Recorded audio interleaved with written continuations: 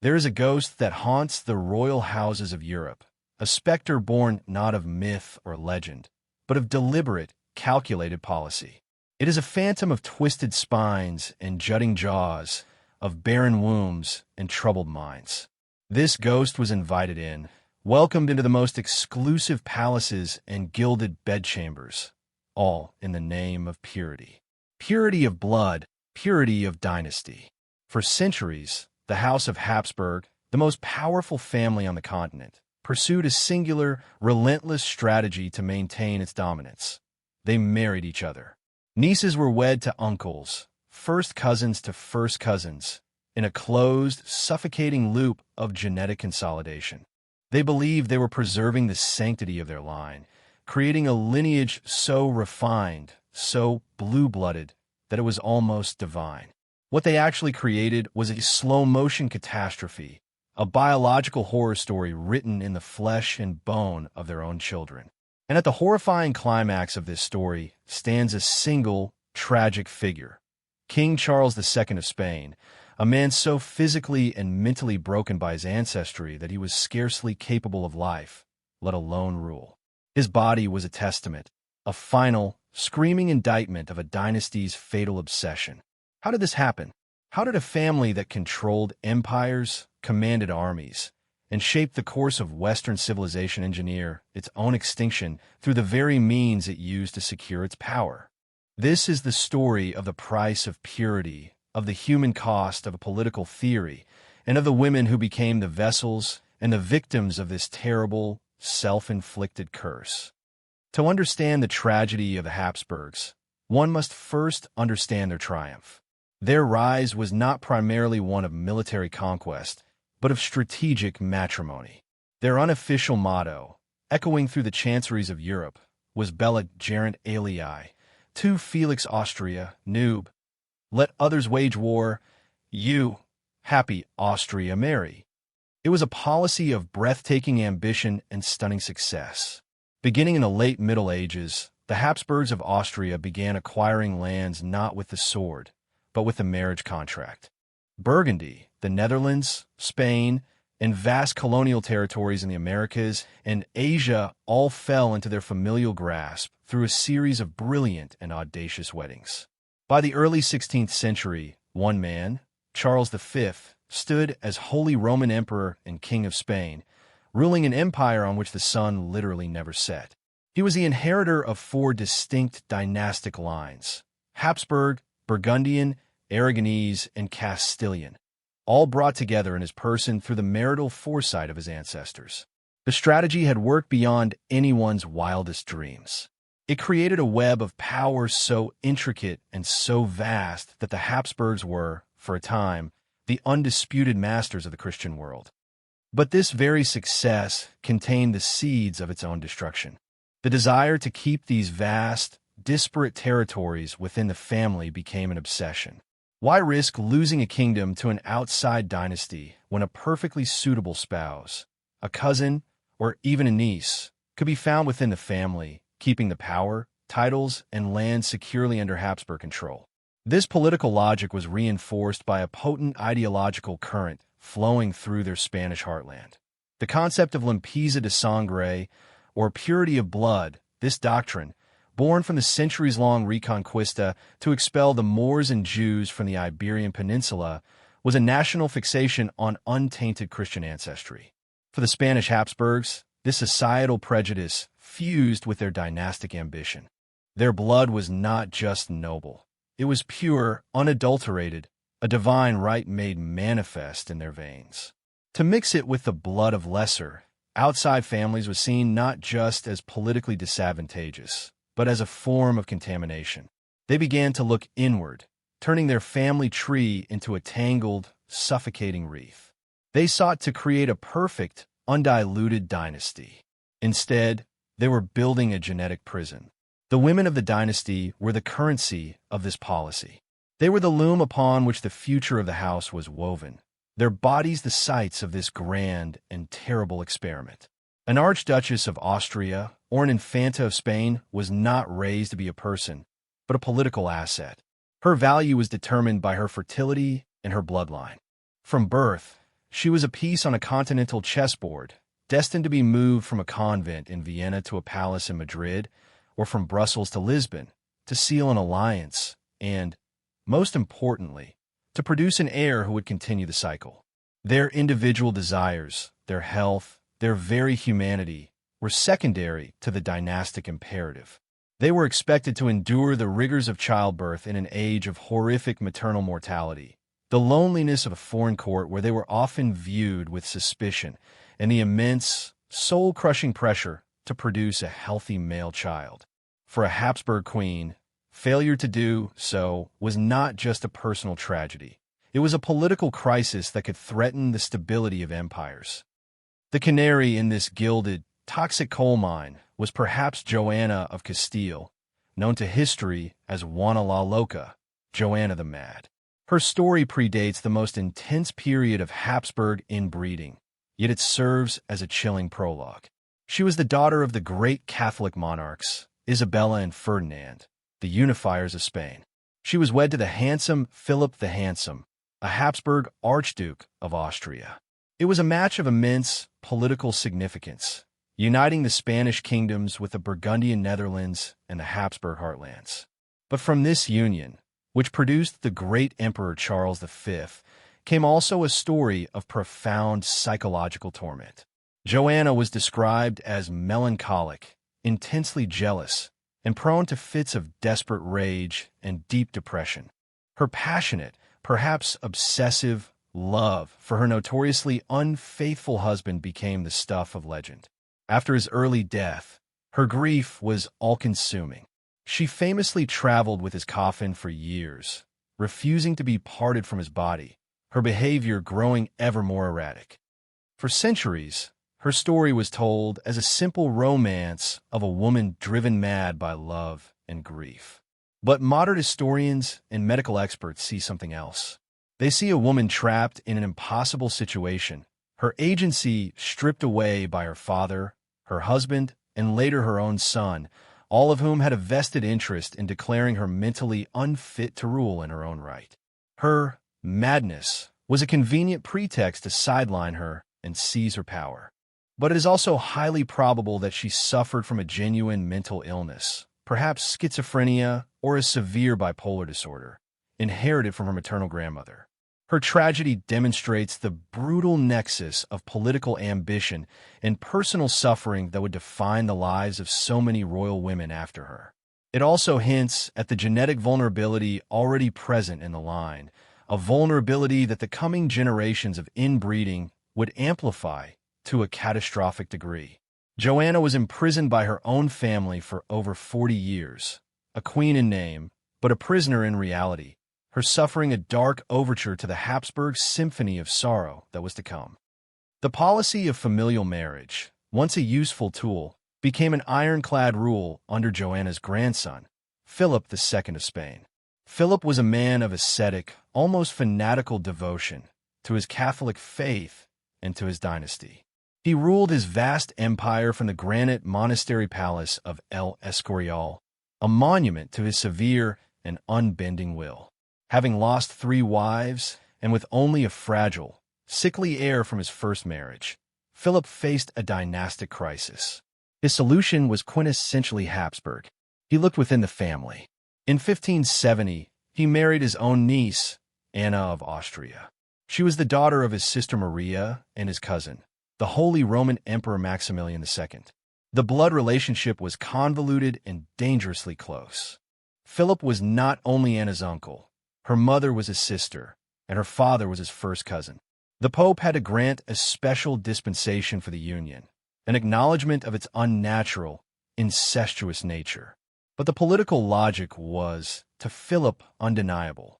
The marriage would reinforce the critical alliance between the Spanish and Austrian branches of the family, and, he prayed, produce a strong, healthy male heir to secure the Spanish throne.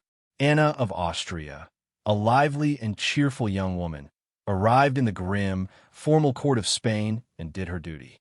She provided Philip with 4 sons in addition to a daughter. But the ghost of the Habsburg genome was already making its presence felt. Her first son died at age 7. Her second died before his second birthday. Her third died before he was a year old. The litany of infant death was heartbreaking, a common tragedy in the era, but one made more acute and more statistically certain by the genetic lottery they were playing. The court was steeped in an atmosphere of desperate hope and recurrent grief. Every pregnancy was a matter of state, every royal birth announced by cannon fire, every infant death plunging the kingdom into mourning. Finally, one son survived. He was named Philip, the future Philip III.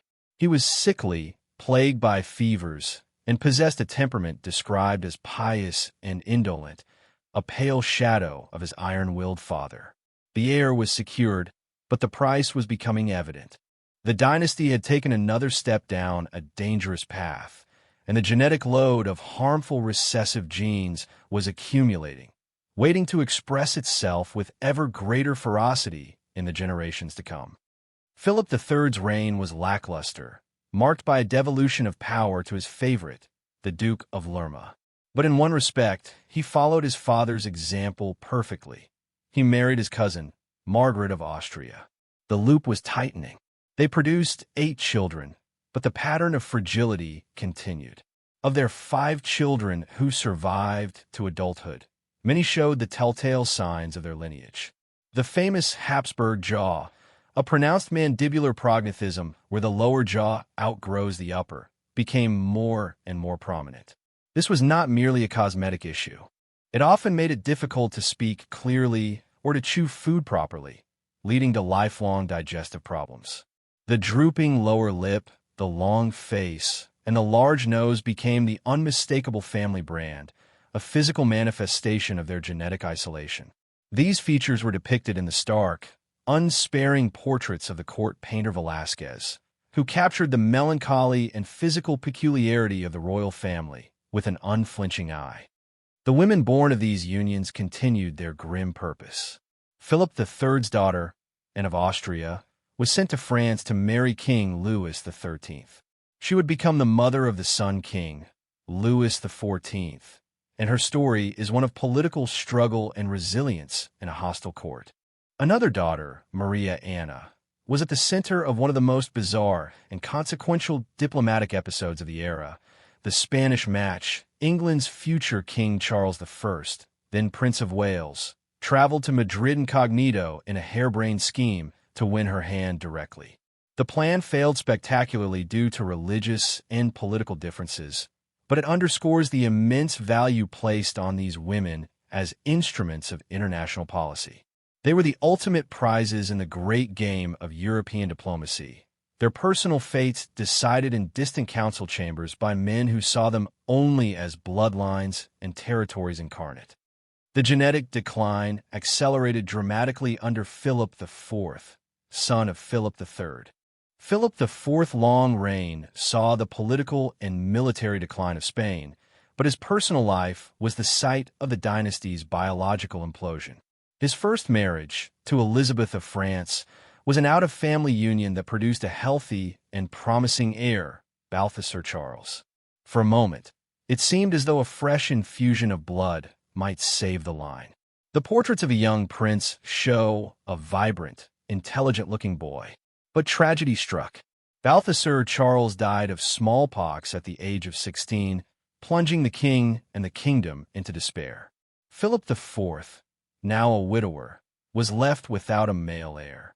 Once again, the dynasty turned inward, this time with a desperation that bordered on the grotesque. His gaze fell upon his own niece, Mariana of Austria. She had been betrothed to his deceased son, her cousin. Now, in a grim twist of fate, the 44-year-old king would marry the 14-year-old girl himself. Mariana of Austria's life is one of the most tragic in the annals of royalty. Shipped from the cheerful court of Vienna to the suffocating formality of Madrid, she was a child bride wed to a grieving, aging uncle. Her new home was a place of shadows and whispers, governed by the strictest etiquette in Europe. A queen of Spain was not supposed to laugh in public. She was barely a person, more a living icon. Mariana, depicted in Velázquez's famous portraits, seems trapped within the enormous confines of her farthingale dress, her face a pale, powdered mask of childish solemnity. Her duty was singular and overwhelming, to produce a new heir for Spain. Her body became a battleground of hope and despair. Her first child, a daughter, survived. But then came the litany of sorrows that had haunted her predecessor. Her first son, Philip Prospero, was an omen. His very name, Prosperous Philip, was a desperate prayer. From birth, he was frail, epileptic, and so burdened by amulets and relics to ward off evil that he could barely move. Velázquez painted him standing by a red chair, a ghostly, pathetic little figure with the vacant eyes and pale skin of a child who would not live long. He died just before his 4th birthday. Another son died in infancy. The pressure on Mariana was unimaginable. She lived in a state of constant pregnancy and constant grief. The entire Spanish court, the entire empire, waited and watched her womb. Prayers, processions, and fasts were held for her fertility. When she was pregnant, the hopes of the dynasty soared. When a child died, they crashed into despair, and the whispers would begin again. Was the queen cursed? Was the royal house being punished by God? The physicians were powerless, their remedies of bleeding and purging useless against the deeper malady they could not comprehend. They spoke of evil vapors, humoral imbalances, and witchcraft. The truth was far simpler and far more terrible. It was written in the family tree, a document that, by this point, had fewer unique ancestors in it than a family of unrelated commoners. The royal blood was becoming a royal poison. The dynasty was, quite literally, breeding itself to death. Finally, in 1661, after years of tragedy, a son was born who would survive. He was named Charles. From the moment of his birth, it was clear that something was profoundly wrong. He was born weak and sickly, and for years his survival was in constant doubt. He was the culmination, the final product of 10 generations of calculated inbreeding. To trace his parentage is to enter a dizzying hall of mirrors. His mother, Mariana, was his father's niece. Therefore, his maternal grandmother was also his paternal aunt. His maternal grandfather was also his paternal uncle. The intermarriages were so extensive and so recent that his genetic makeup was more akin to that of a child of a brother-sister union than the product of an uncle-niece marriage. He had a coefficient of inbreeding of 0.254, a staggering figure that meant over a quarter of his genes were identical by descent. The architects of the Habsburg policy had achieved their pure bloodline. Now, they would witness the result. As Charles grew, the full extent of the genetic catastrophe became terrifyingly apparent. His physical deformities were severe. He was small, frail, and lame, with legs so weak they could barely support his own weight. His head was enormous, and his face was dominated by the family's signature trait, exaggerated to a grotesque degree. The Habsburg jaw was so pronounced in Charles that his upper and lower teeth could not meet. He was unable to chew his own food, which had to be swallowed whole, leading to constant indigestion, vomiting, and diarrhea that plagued him his entire life. He drooled incessantly. His tongue was so large that his speech was thick, guttural, and almost incomprehensible to those not accustomed to it. He did not speak until the age of 4 and did not walk until the age of 8. The court lived in a state of suspended panic, hiding the heir's infirmities from the world as best they could. His intellectual and developmental disabilities were just as severe. He was kept in a state of perpetual infancy, coddled and uneducated. His mother, the regent, feared that any form of exertion, mental or physical, might kill him. As a result, he remained functionally illiterate. He could barely sign his own name. He possessed a childlike temperament, prone to fits of temper and deep bouts of melancholy. He was easily manipulated by the scheming factions of courtiers who swirled around him, fighting for control of the throne and the decaying empire. He was king of Spain and its vast global territories, but he was a king in name only. He was a puppet, a symbol of a power that had long since hollowed out, his broken body the perfect metaphor for his broken kingdom. He was known throughout Europe by a cruel but accurate epithet, El Hechizado, the Bewitched. It is tempting to see the royal women of this era as merely passive victims, but that is to deny them their agency and resilience. Marie Antoinette, a Habsburg archduchess from the reformed house of Habsburg-Lorraine, represents a later chapter in this story, one where the immediate genetic dangers had receded, but the political pressures remained immense. Sent to France as a teenager to seal the alliance between Austria and its old enemy, she entered the viper's nest of Versailles. Like Mariana of Austria before her, she was a foreigner in a court rife with intrigue. Her primary duty was to produce an heir with the awkward and indifferent Louis XVI. For years, the marriage went unconsummated, a failure that became a subject of court gossip and salacious public pamphlets. The pressure on her was immense, her fertility a matter of international concern.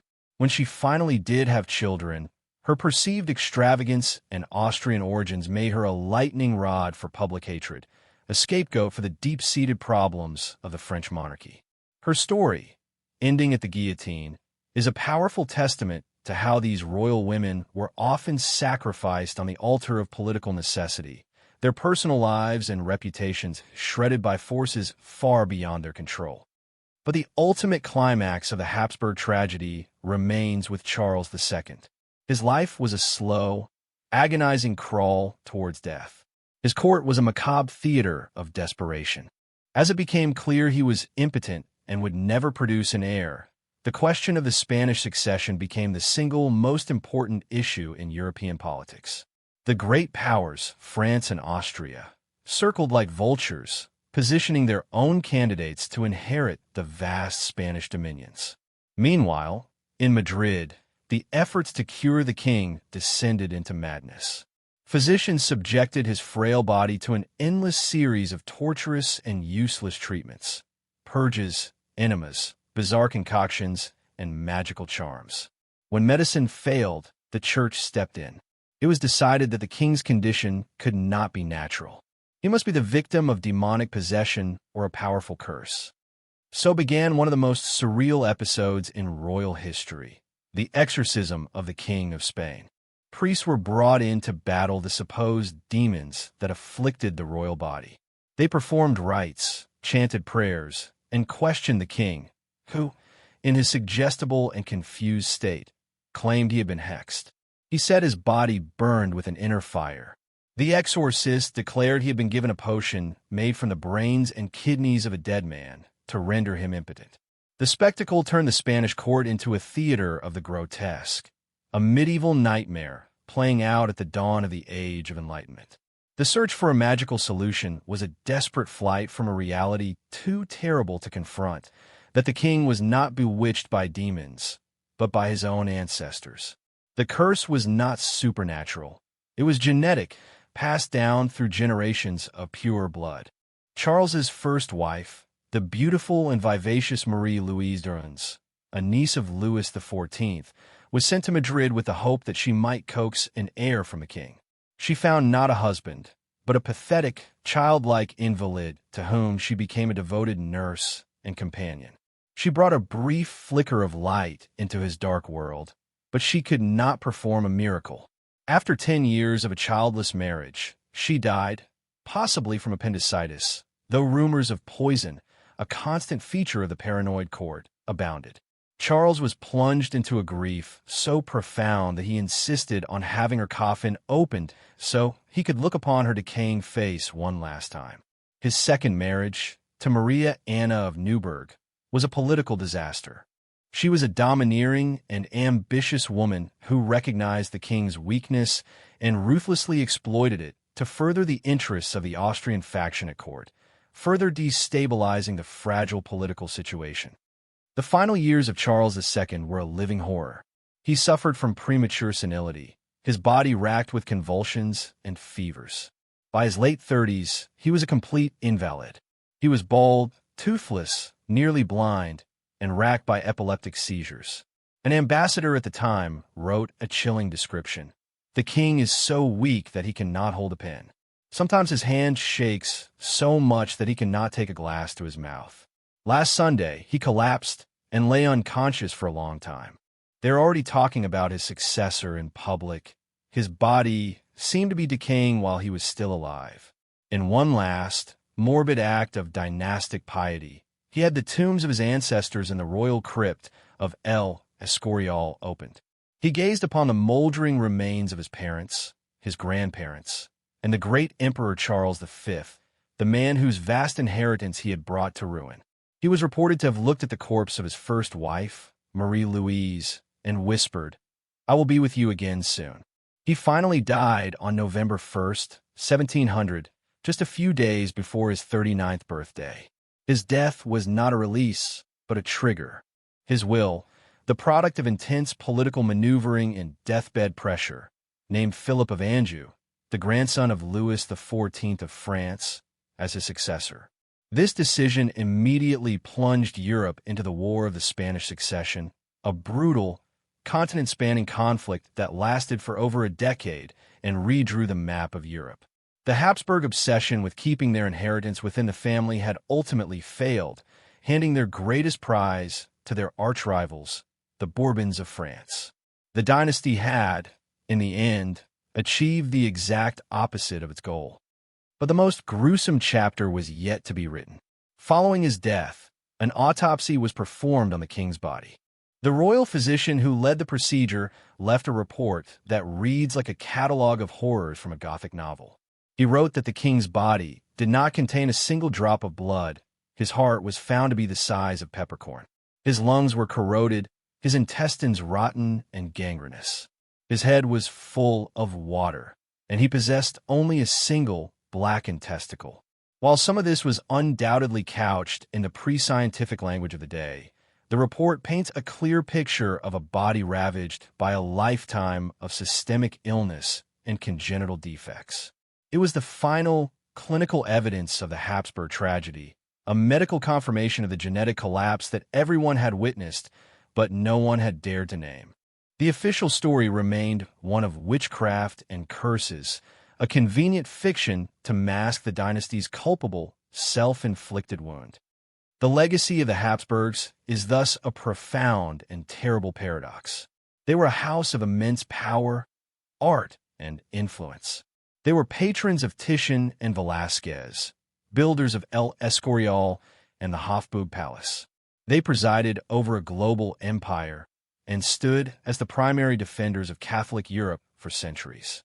Yet this glittering public legacy is forever shadowed by the private reality of their genetic decline.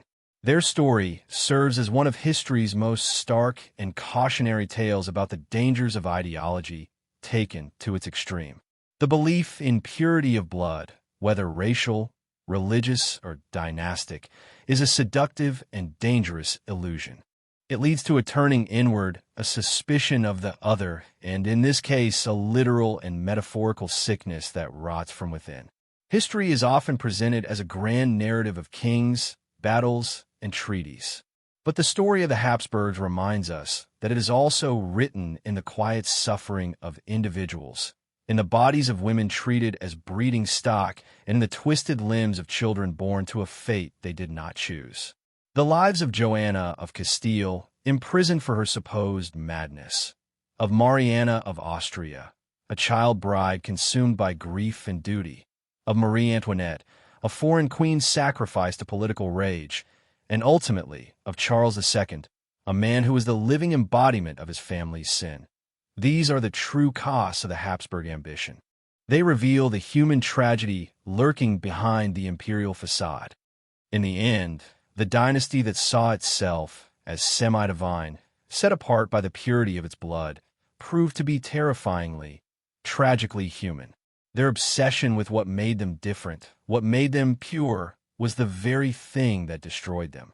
They forgot a fundamental truth that resonates to this day, that our shared humanity, our shared biology, is not a weakness to be refined away, but a source of strength and resilience. True nobility lies not in the imagined purity of a single bloodline, but in the recognition of the dignity and value of every individual. The ghost of the Habsburg jaw is a permanent reminder of what happens when that simple, profound truth is abandoned in the obsessive pursuit of an impossible and devastating ideal.